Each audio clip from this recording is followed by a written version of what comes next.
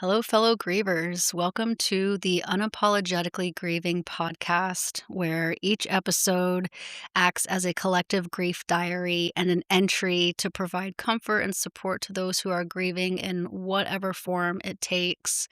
Whether you're new to grief, you have a lifetime of it, this podcast is intended to share other people's stories with the hope that it provides solace in your grief journey.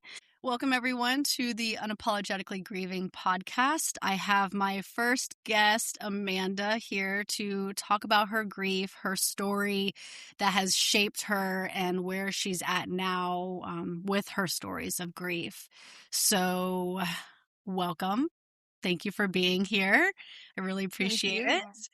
Um, Mhm. before we go into the loss that you've experienced, I'd like for you to tell us a little bit about yourself.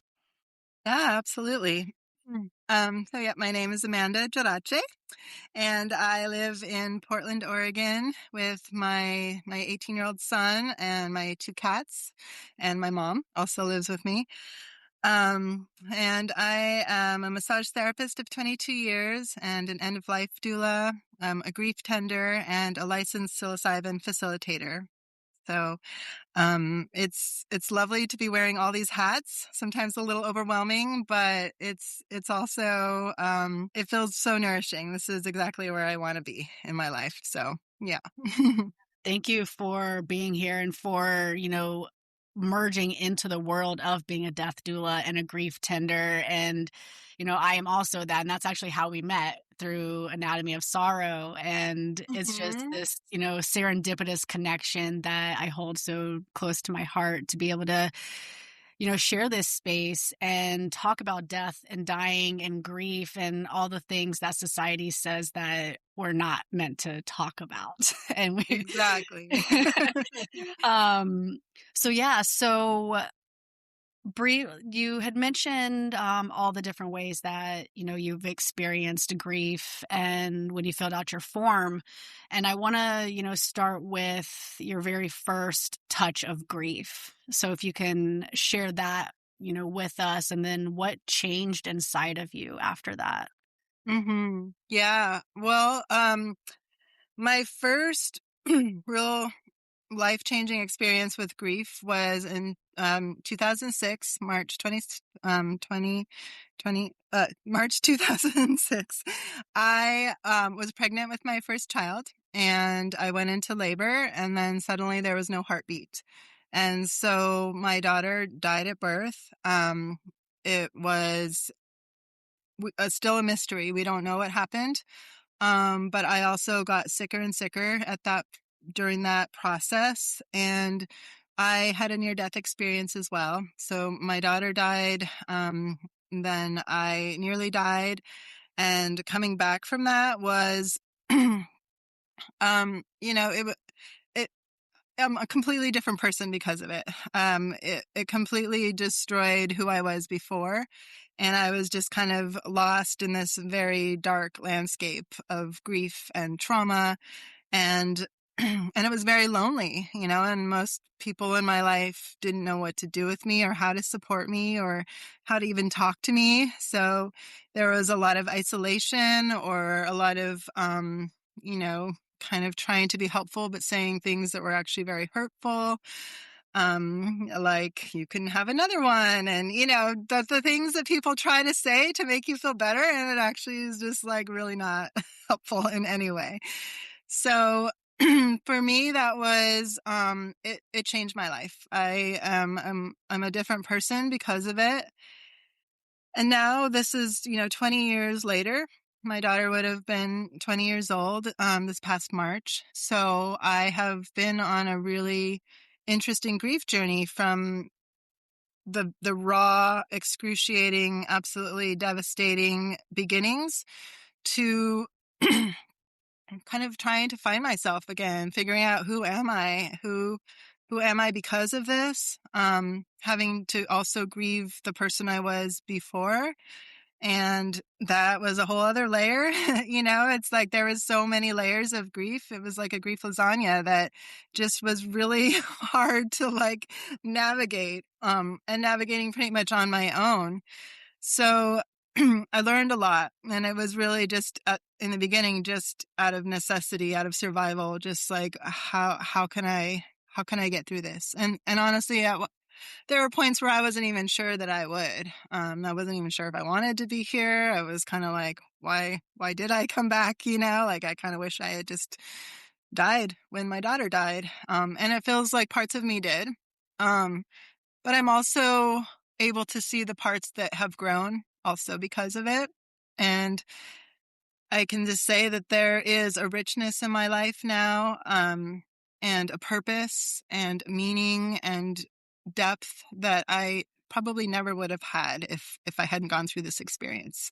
So, because it just cracked me wide open, and I was I was searching for ways to just survive each day. But in that searching, it also got me to a spiritual depth that I probably never would have found. I kind of say my daughter was like, it has been my greatest spiritual teacher, and she's taught me more about life, even though she never took a breath. She's taught me more about life than any other living person has. So yeah, this dance with death and grief has been quite a journey. Yeah. Yeah. Thank you for sharing that. I am literally covered in chills this whole time you're talking. You said that she, taught you so many things. What was the most profound thing, or even a couple of profound things that she taught you through this experience? hmm I think the biggest one is just the exquisite impermanence of life. It's like when you know death intimately, you also have to kind of choose, like, am I also going to live life fully? And I think also I see that a lot, even being a death doula, working with death closely. It does remind you quite often how special, how fleeting, how exquisite, how everything life is. And sometimes it's just a real reminder not to take it for granted, and to live life well. And so for a while, I was just in the depths of depression and couldn't really get out of it. But finally, I kind of started to find my way. And so then it became more about living life vibrantly and living life well in honor of my daughter, because she couldn't. And it's like, well, I can, and I'm here. So I'm going to do that for her. Oh, wow. That is such an incredible way to honor her, honor yourself, and that just pierced my heart to I'm gonna start tearing up. I know, I'm tearing up too. Yeah, let them Yeah. flow. That's the, it's to do it unapologetically and to normalize it and, just really shape, like I said, how we're meant to grieve and be held. Yeah, Um, exactly. yeah. Mhm. So you touched briefly on it. Was there anything as far as like further into the death and the grief, like a specific incident or something, that what am I trying to ask? Mm, Like the turning point or the shift. yeah, yeah. Yeah. I think there was a few points, and I can kind of touch on them. One of them was that I had another child, so I had a son after my daughter died. Um, and and so I really recognize, like, I need to be here for him, and I need to be fully present, and I need to be as healthy of a mother as I can. And so it was tough, because I was like, on one hand, grieving my daughter, and then also trying to learn how to be a new mom with my son, and parenting in two very different ways, two different children, and figuring it all out. Um, and so recognizing that I could not just be living fully in grief and depression and a trauma loop when I have this bright, beautiful baby boy who also needs me to be, present and full of love and show him also how to grieve and how to, it's like I needed to figure it out so that I could also show him, because it feels important just, to have open conversations about grief. And I recognized how little people were able to do it, how uncomfortable people were to talk about her, to even say her name. And so I also recognized that this is my opportunity to learn how to grieve in a more intentional way, in a more empowering way, instead of just as a victim, I guess, a victim of grief, which it's, that's just kind of how it is. Sometimes you are, but I recognize that because of my son, I wanted to do better. And so, several years into it, I think, was when it really clicked, but it was little bits here and there. And so I would say that, one of the things that we started doing on her birthday was just to celebrate her life. And so we would make cupcakes or cake for her. We would just go about our day in as much of a like delightful, sometimes even just ridiculous, like frivolous, enjoy the heck out of life in a way of like giving the finger to death kind of a thing. Yeah. So we would just, we would play and we would celebrate her birthday each year and try to do it as joyfully as possible amidst, of course, the heartbreak. So, obviously there's going to be both, but it was almost like that's all I had. Like, that's all I had of her. That's all I had. Like, that was the one day I really got to like talk about her that, it felt appropriate a lot of times. And so, that was a big part of it, was kind of reclaiming joy, in life. And for a while it was more like kind of like almost like, rebelling against death. And like I said, giving the finger to death. And so there was that for a while. And then I actually had an ayahuasca, ceremony that really just shifted things for me. And it was very dark, but it was also probably one of the most beautiful experiences of my life. And I would say probably really brought me back to life, and kind of bumped me out of the trauma loop that I was just stuck in, and allowed me to move forward in a different way. And in that ayahuasca experience, I was buried alive. I went down into like the underworld. I spent hours with death, and I raged, I yelled, I screamed. I was just so angry. I cried, I I pleaded, I was just like trying to understand. And death was like this very kind, very patient, essence, I guess. I can't say that I even really saw a specific anything, but it was like I came out of it with a recognition that I didn't have to be like giving the finger to death. I could actually like death might be like my greatest teacher. And I came out of it with like a new understanding. Like, I can't change things, and it sucks, and it's always going to suck, and I'm always going to be heartbroken. And also there is an opportunity here for me to choose if I wanted to see death as a really big teacher in my life, and to move forward with that instead of the like anger every year, and just like, that Mhm. shifted a lot for me. And that was also where I came out of it thinking like, oh, I think I can be an end of life doula, because I can navigate these two worlds. And I actually feel comfortable in the underworld and and I came out of it, and death and I actually like danced at the end of my ayahuasca experience. And so it was all very, very intense, but really beautiful, and it just shifted things in a big way for me. So that was probably one of the biggest things that changed. Wow. So, given your experience with ayahuasca and your near death experience, how did those 2 compare when you quite literally met death? Hmm. It was surprisingly comfortable and familiar.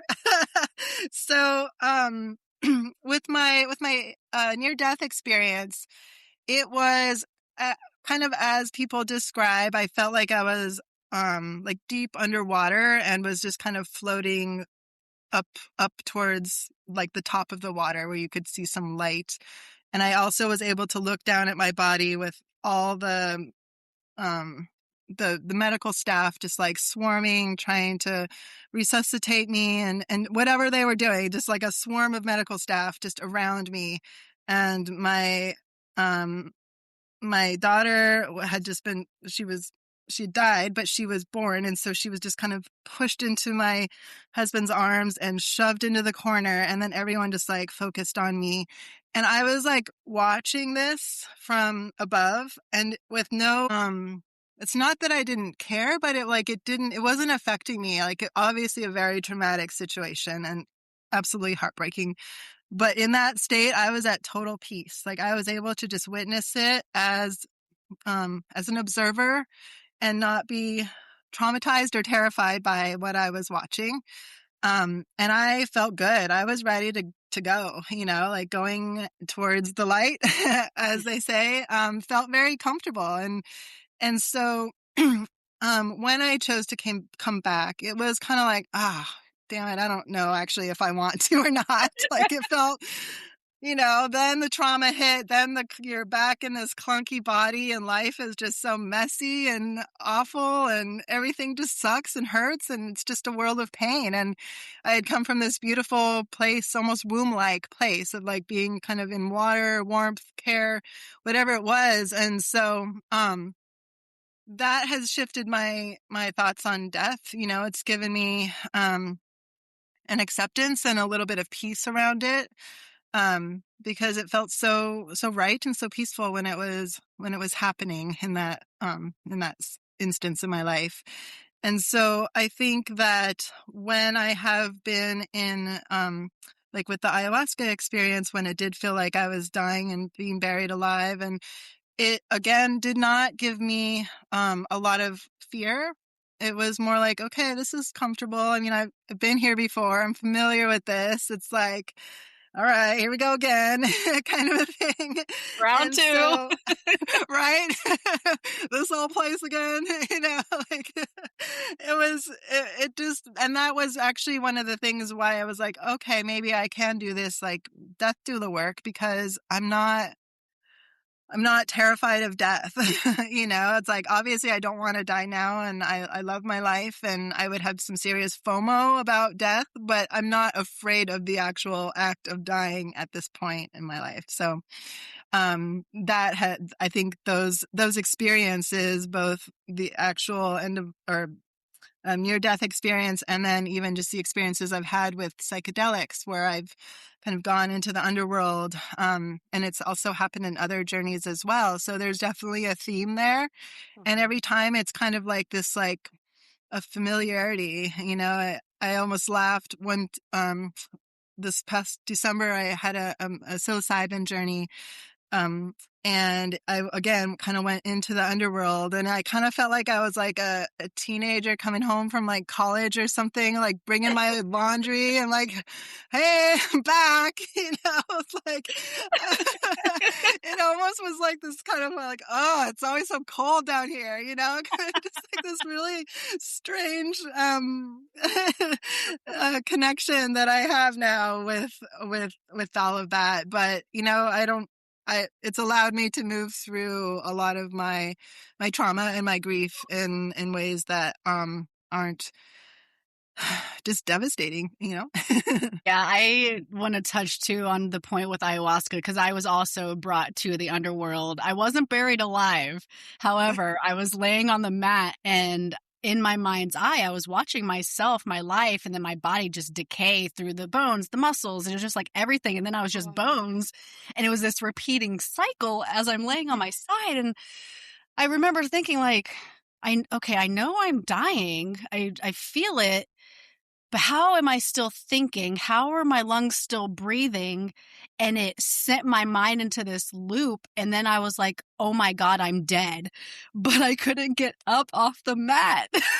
Yeah. Yeah. And it was not peaceful though. Like she was Really? to a depth that I was like, I no, let's pump the brakes on this, please. Yeah, right. Yeah, it's intense. It Absolutely. was so intense. And then the grief Mhm. that came after that of the human experience and just being human and being alive, and how you mentioned the FOMO. I used to think that I had a fear of death, and it's the FOMO. It's It it's like really fear of is. missing out. Totally. I know, same. Yeah. Did you have that is that like a realization that came from that ayahuasca Mhm. experience? Yep. Mhm. Yeah. Yeah. Yeah. Yeah. And so when you were talking about being the observer, how has that how have you integrated in that into your life of just everyday life with your grief, with death, and just like your day-to-day living? Mhm. I mean, I would say that grief is still very much a part of my life, as to be expected. But it has, I guess the observer part is still there. Now that we're 20 years past that, I'm able to kind of look back at it with different vision and, a separation from the trauma and the rawness of that experience. And I can observe it for kind of with more of a distance, which helps me to understand it in certain ways. Whereas kind of in the beginning, I was just so in it, and life was just such a struggle every day that I almost couldn't even really go there. It took me years to be able to really even fully talk about it and even understand it. And even my brain kind of just shut down when I would try to remember parts of it. And I mean, I had like the doctors and midwives and people who were there told me the story, but like when my brain would try to go, it just kind of, I think the trauma was just like, nope, we're not going to go there. So it did take some time for me to even be able to start to slowly um see, to go there again and to piece it all together and to start remembering things. And I think, I think it was just my body and my brain trying to protect me. So I honor them for that. And I also am grateful that I am able to kind of be the observer now and see it from a distance that allows me to understand it and piece things together, and just to see now how it's changed my life, to have enough years and enough distance to really be able to see the trajectory of that experience.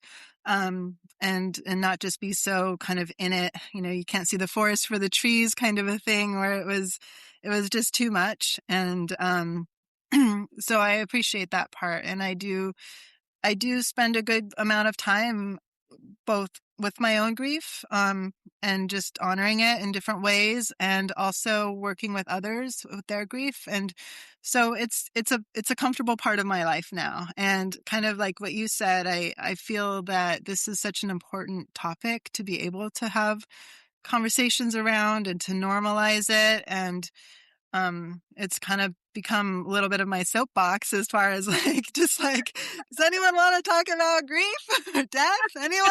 Yeah. It kind of, I used to be that weirdo, and people are like kind of slowly backing away, but now it seems like there is a little more acceptance, and I think that things are shifting, and I've also found my people in my community who are willing to go there with me. But also I think it's just, it's an important part of being human, is to be able to talk about those and honor those. And I really have come to see grief as a rite of passage. You aren't the same person that you were when you go through it. And it can be something that we can do with some intention, and, in community and ritual and ceremony, and really just honoring it. Or it can be something that we just try to stuff away or get over or fix or medicate, or, Mhm. do it in private so you don't make people uncomfortable.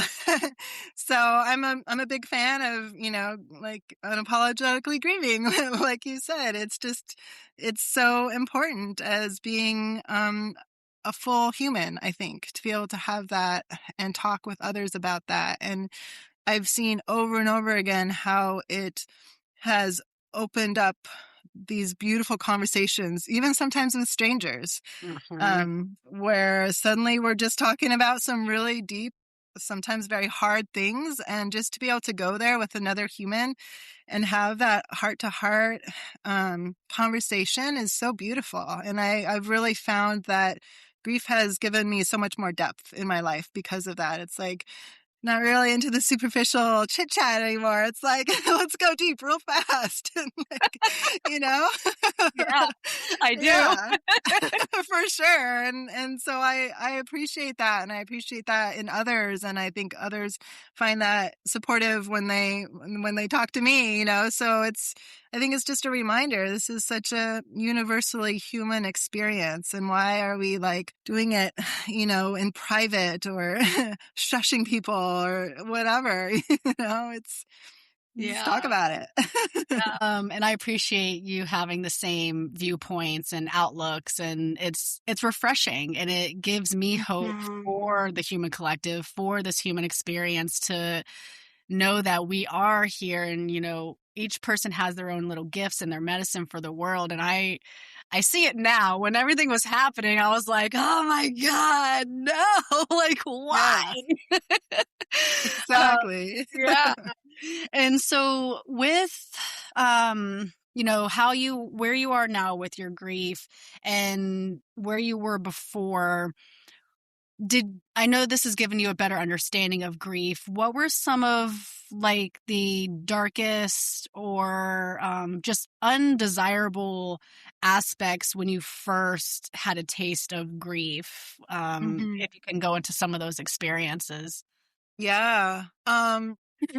Well, I think part of it is that you're just you kind of have to meet some of the darkest parts of yourself. You know, I was really just in such a bad place. I mean, I don't even know if bad is the right word. I was just in such a horrifyingly dramatic, traumatic place in my life that wasn't I wasn't myself. And that is so it's surreal, it's unsettling. I mean, you have all these thoughts. I definitely had thoughts of ending my life. I remember even just like 3 months out where I was like finally kind of attempting to be social, and it was my best friend's birthday and I was wrapping her present, and I was just like, fuck this. Like I want to not be here right now. And I had a really dark moment and it scared me. It was enough, and it was real enough to be like, whoa, this is kind of intense, and you maybe need to like watch out here. And so that was, you know, I had never been suicidal before. I had never been to that depths of darkness before.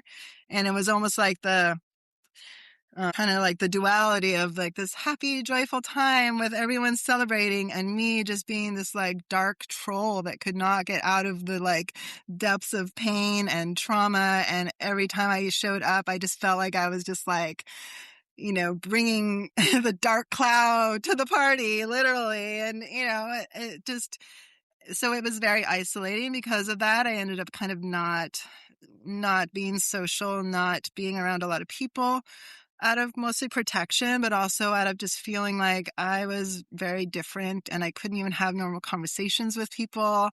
I couldn't even smile or be happy for anyone. And then I didn't like myself for how I was showing up with other people. And sometimes I was just really unpleasant. You know, I'd kind of, if people would try to be nice to me, sometimes I just would be hurtful back to them because I was hurting so much.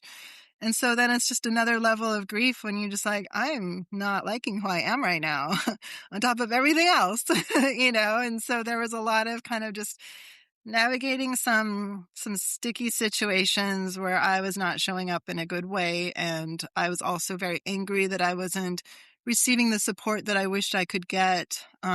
I also, a lot of people just avoided me, you know, because they didn't know what to say, and it was just hard for them too. And my own mom, you know, had a really, really hard time, and we had struggled in our relationship anyway. And she ended up moving away, and we didn't speak for many years.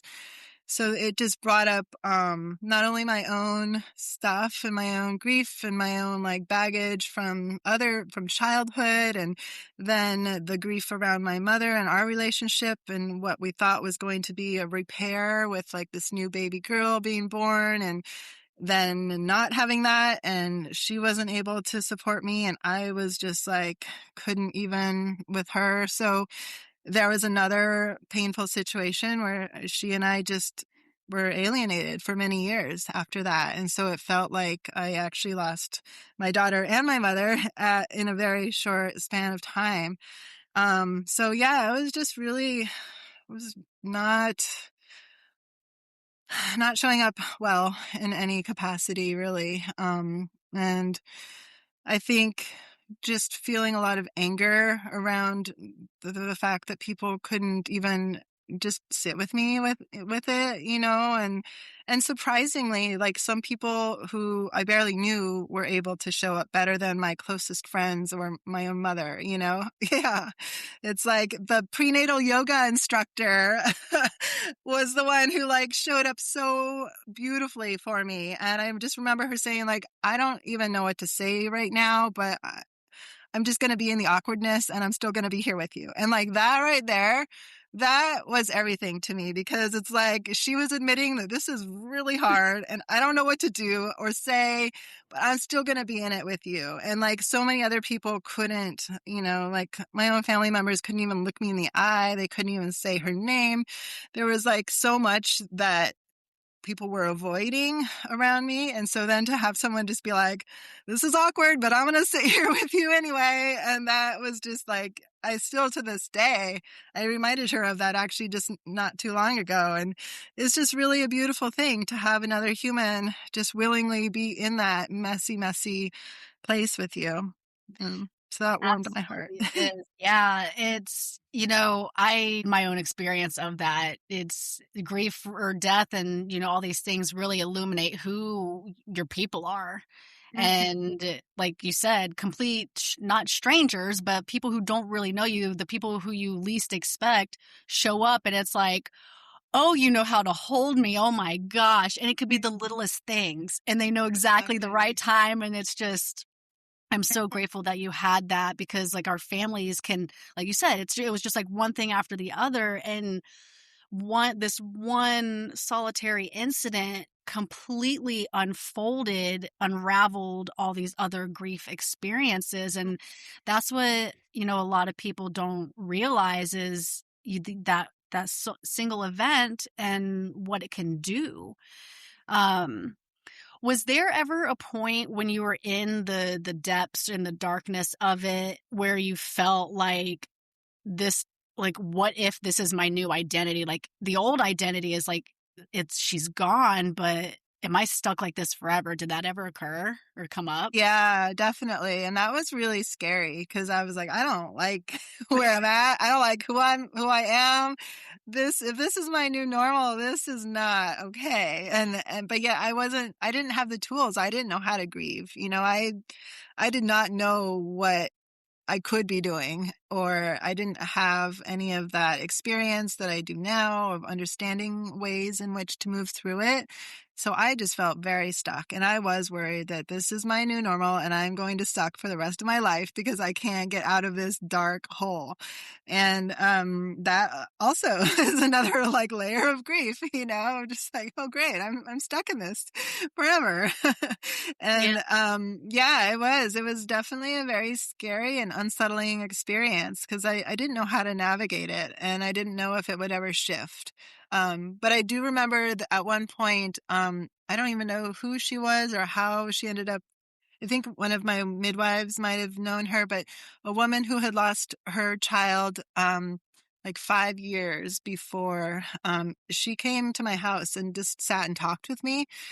And it was it actually like really shifted things for me in a certain way, because then I saw like, oh, it is possible to like be a upright functioning human. It's like she's gone through a very similar experience. She's 5 years out. She's able to just be in the world. She's lovely. She's kind. She's compassionate. She still has a lot of grief, but she's also like actually like navigating life in a somewhat healthy way. And that, like, I just thought maybe I wouldn't, I was just so broken that I wouldn't be able to get to that place. And so to see someone who was further down the road, who had similar experience, that gave me hope. And that was like a huge gift. And I don't even know who she was. And I've never even been able to like figure out who brought her, how she got there. Like that's the fog that I was in at that point. But I always just like send out love to her. I don't remember her name, anything like that. But she was such a gift because she allowed me to see like, okay, it is possible. Like I will get out of this really, really awful phase that I'm in right now. And yeah, that was huge for me. And that's actually kind of my motivation now, is to kind of be the person that I wished I had had in my life at that point, and just how these things can help people. Even the small thing of just coming and sitting and talking with someone, but showing up as who you are now down further along in your grief journey. That sometimes can be so huge. And so it's just something I always think about, is just like, how can I show up for others who are like right in the very rawness of their fresh, raw grief, and what can I do to kind of help them? What would have helped me during that point? And, like, just sometimes it's simple. I think a lot of times we overthink it. Yeah, Like, what yeah, do I need to do? And sometimes it's more like, just how can you just be? yeah. But Yeah. yeah, Humans like to complicate things when it's so exactly. simple. It's just I know, right? Just show yeah. up. Listen. Yeah. Sounds like she was just like a true just angel sent to you, just like blooped right in your life at the exact Hmm. time. And then for you to not really like remember her name or just even how, because that fog, and it's like Right. literally an angel just came down to you. Yeah. Totally.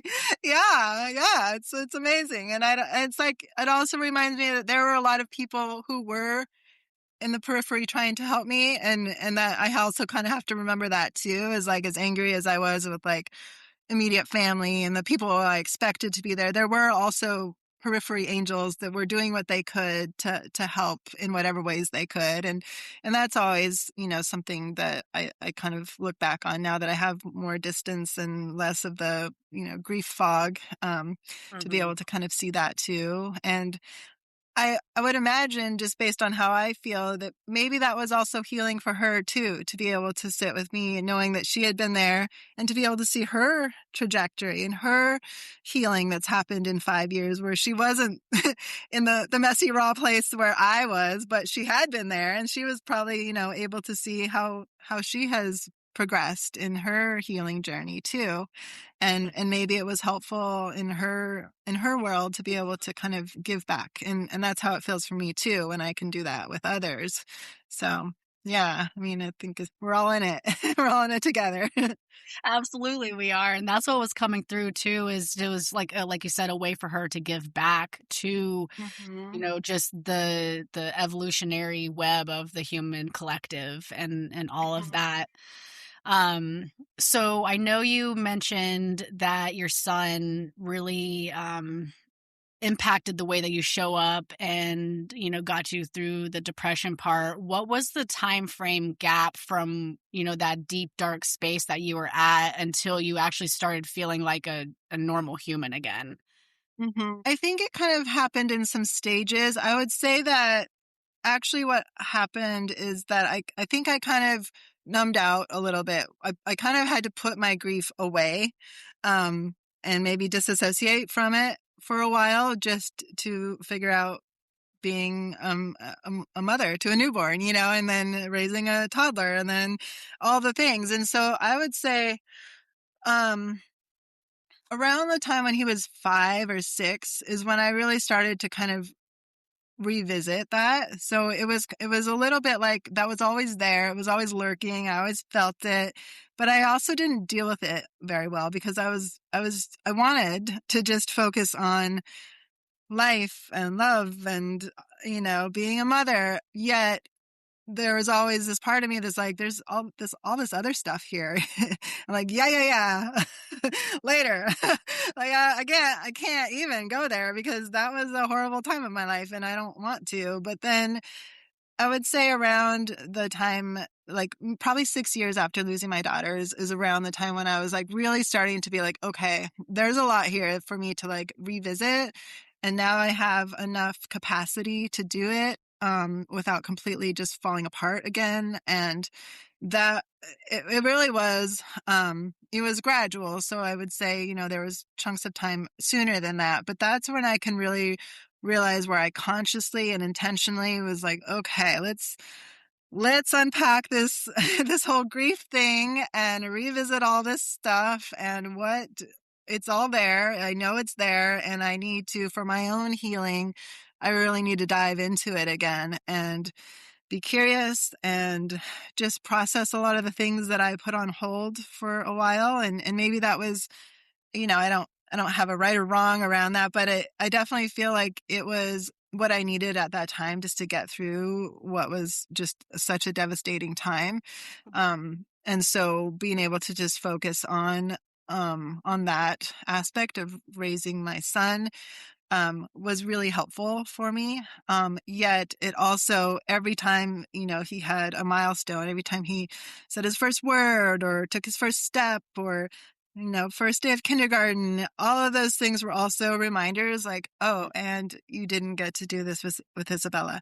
And she's never going to have this. And, so there was always this, like, every time there was a joyful, happy moment, it always right behind it came grief. Like, hey, and then there's this, and I was like, okay, well, I can't just like always be like almost dreading the happy moments, knowing that the grief was also going to be there. So how do I kind of just invite grief in and make it a part of everything in an intentional way instead of being like just sideswiped by it when I thought I was having a good day and things are happy. And then suddenly like, oh, actually, no, here I am again, right back in this, depth of grief.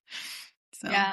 How did you, or in what ways did you accept the invitation of grief when it was there instead of, shoving it away? Yeah, I think the first part was really just kind of trying to piece my story back together.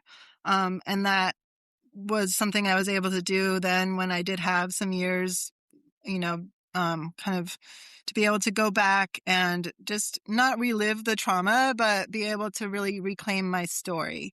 That was empowering. And it was just little bits, I could only do it in little bits and little bits and little bits, but it also was like helpful to be able to talk about it, to find people who were willing to talk about it with me, and to know who those people were and to know the ones who maybe can't and couldn't go there with me, and that's okay too. But that right there, just the telling my story, which, even just doing it, here I am 20 years later, but still like that is part of the healing, is to be able to tell our stories. And I think that was the first part. And then just learning how other cultures kind of navigate grief, like that was huge for me. That was so empowering. It was so beautiful to see that other cultures had figured out how to do grief way better than our culture does, and that it's like possible, and it doesn't mean it's not going to be painful, but you're doing it with community and you're doing it with intention and ritual and ceremony and nature or whatever it is, but just making it something that's held in community and not something I felt like I had to be afraid of or do alone or worry about other people feeling uncomfortable. So I think that was a big part of it. It was just learning about the ways other cultures have learned to navigate this, and implementing it in my own life, or kind of taking parts of it and creating my own stuff, my own rituals, my own ways that just felt really good, and realizing like, oh, there is a way to do this that can be really just really beautiful in a lot of ways and really enriching. And it's helped me so many, I mean, just in so many ways to like keep learning and also to keep kind of leaning into it more and more. And so I think that was what really helped me the most. Yeah, I will agree with that. That was me too. It almost like helped me realize like, oh, what I'm doing isn't wrong because I feel like a lot of times people question like, am I grieving correctly? It's like, well, Right. I don't think any of us have down packed, but learning how Right. other cultures just scream and wail, it's like, oh, so what I am doing is normal. Totally. I know. Exactly. Yeah. I mean, when I actually took a whaling workshop and like I've been learning about like keening and, the ways that like these things came out of me without me even realizing it or doing it intentionally. And then I felt really like almost ashamed of it, and then to see like for many, many years, many cultures across the world have done the same thing on purpose. Yeah. Yeah, like I just think about like if there had been a group of women that were wailing with me in my pain, how powerful would that have been, And yet I was like ashamed of these like horrible noises that came out of me in the depths of my pain. And it's just like, yeah, there shouldn't be that shame and loneliness around that, like let's do it loud and out in full force. Let's go out to some nature, be amongst the trees, and just scream. Yeah, right. Yeah. I mean, there's so much that can come from that, and just stuffing grief away and really repressing it. It's like it doesn't go anywhere. It's just kind of festering and making you miserable. So why not find the ways to move it? And whatever that might be, there's a lot of ways to keep that grief energy moving. And I think that has been for me one of the most healing components of this. Yeah. Yeah. What is your favorite, most go-to ritual for grief? Goodness. Um, so there is a grief ritual that's from the Dagoba people in West Africa. Malidoma Some and Sobonfu Some. They were a couple from this tribe who were actually sent to the West to teach Westerners how to grieve. Because it was acknowledged by their community that Westerners were pillaging and colonizing and just doing a lot of harmful things because they did not know how to grieve. And so they came to the US mostly and toured around the West a lot. And they kind of brought some of their traditions to show us kind of how they do it. And I love it because it includes drumming and dancing and chanting and wailing and community and ritual. And like there's a grief altar and there's like a whole thing with like a stone and water and then there's like a ancestor altar and a forgiveness altar and all these little areas where you can go and you can sit.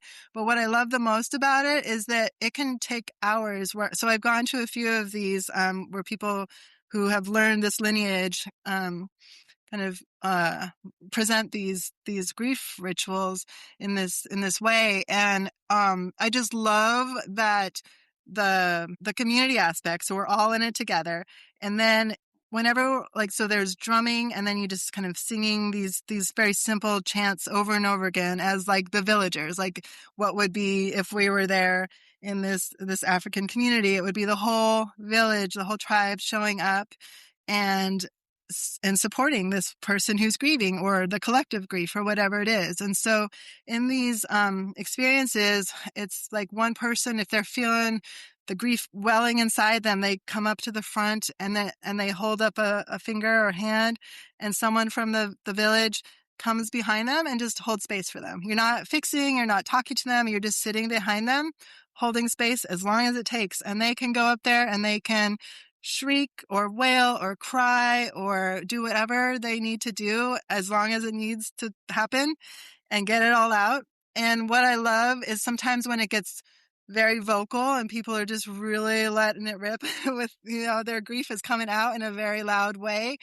Often the drumming and the chanting will get louder, not to drown it out, but to be like, we are with you. We are all showing up, big for you in this way. And it's so powerful. And it just goes for hours, like until everyone's just griefed out. You got nothing left. And sometimes people go many times and you just keep going until you need to. And sometimes you're holding space for someone else and then it comes up for you again and you go back out there and there's also like a rage station where there's like pillows and a like plastic bat that you can just like beat these pillows and scream and get it out in that way too, just really honoring all the aspects of grief, and there's the ancestors and there's forgiveness and there's all these different components, just really recognizing how powerful that experience can be. And so I love that personally. That's kind of like my jam is I love music anyway. I love drums, and just to be able to be in like a powerful, very committed space with others who are just willing to get raw with it and get messy and be humans. And it's really cool. So, That sounds yeah. like it is right up my alley. Like the whole time my arms are covered in goosebumps. I'm like, I need to go sit with these people. I need to Yes, learn. yes. There are people who do it throughout the US who have learned from them. So, I mean, I'll send you some information if I can find it, but there is definitely ways to find this kind of ritual. Yes, Yeah. please. I would absolutely love that. Mm-hmm. Yeah. Um, I mean, it kind of has to be like people have to really show up for it, and that's the way it works. But I also was thinking like, what if like even just teenagers in our culture could learn how to do this and be in community and get, how much more would our culture, would our society, would our young people be able to process all the hard things and in community. It just, there's so many things that go through my mind in that of like how healthy would that be if we could like teach young people how to do this and to do it together and to like get it all out, instead of all the other ways that it comes out. Yeah. Absolutely. Yeah, like, I think about when I'm, sitting with a client at the end of life and, they're that older generation that had to hold everything in and the emotional baggage that they get to work through on their deathbed. It's like, what can we do to work through our grief and our emotions before we get to that point? So that way we're just like, "Hey, take me, get me out this meat suit." Like Right. Totally. yeah, for reaching the kids, I think that's so beautiful, and I don't know how well it would, go over in the United States, but to make that movement to just normalize it so kids cannot harbor all these things because they hold a lot. Mhm. They hold a lot. Mhm. Yeah. Totally. Yeah. Yeah. And I think sometimes too, like the fact that it can be at night and with Oh, candlelight and drumming, there's something kind of like wild about it that I think is really also powerful. Like it doesn't have to be all like mindful and peaceful and quiet and tiptoeing around people grieving. Sometimes you just got to get really wild and loud and dramatic with it. And I think that is part of the process. It really helps. yeah, and I mean, then that is what grief is. It's wild, it's untamed, it's messy, it's beautiful, it's Exactly. this all-encompassing thing, and when we can meet the grief with how it wants to be and be Mhm. expressed, I think we solved the problem here. Exactly. I know. It's like sometimes that sanitized version of grieving can just almost be worse. Yeah, Right? Exactly. Yep. Yeah. And it yeah, makes you feel like, what's wrong with me? Because I don't feel that. My insides don't feel the same that I'm supposed to be like going through this grief process. It's like when you can like let that messiness out and be wild with it can be really powerful. absolutely. Yeah. So before we end, what is a piece of advice or wisdom that you would like to share with, people listening, people who are grieving, as they move through their process? Mhm. Um, I would say first and foremost, don't do it alone. Find community in whatever way you can, however that feels good for you. I don't think we were meant to grieve alone, and it's something that I think can be so helpful and healing to find your community.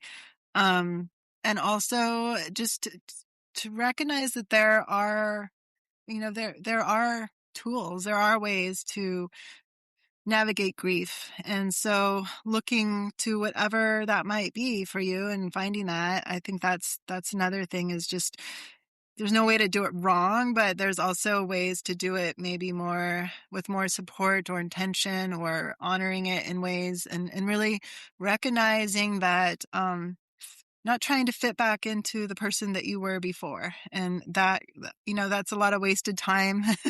That's a lot of stress and frustration and pain of trying to be like, force yourself back into that person and that identity that you were before, because you won't.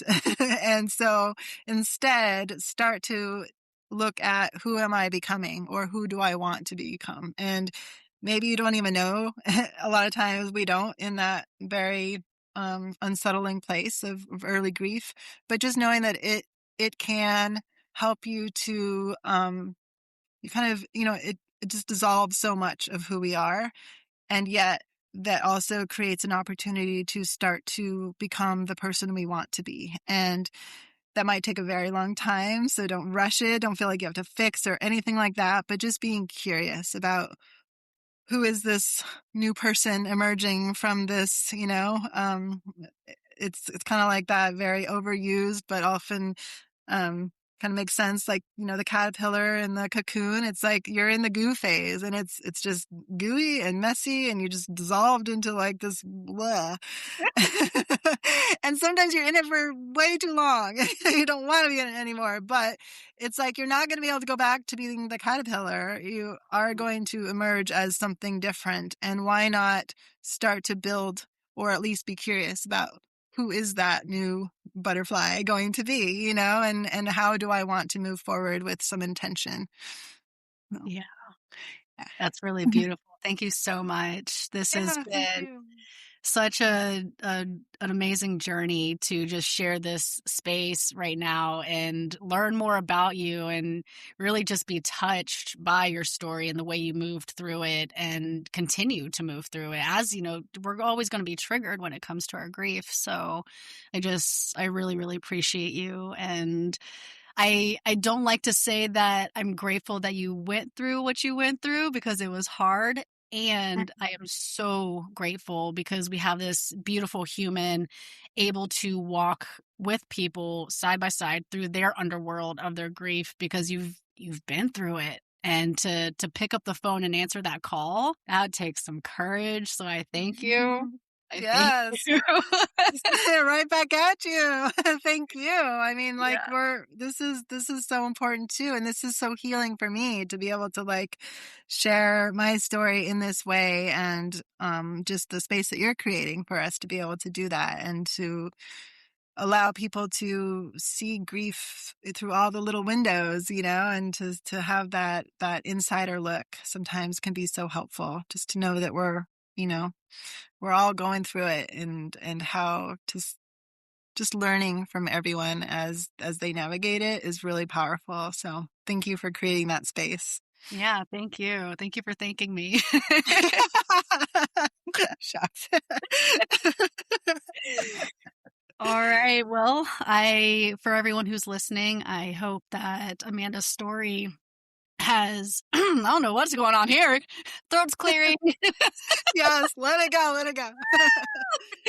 I'm- I hope the story has helped you, see that your grief is normal, you've gained some tips and insights of how to move through your grief, and that that your journey doesn't have to be done alone. It doesn't have to be in the darkness in a closet and alone and scary, and you can be there as long as you want, as long as you're not there too long. There's such a thing, but that'll be in another episode.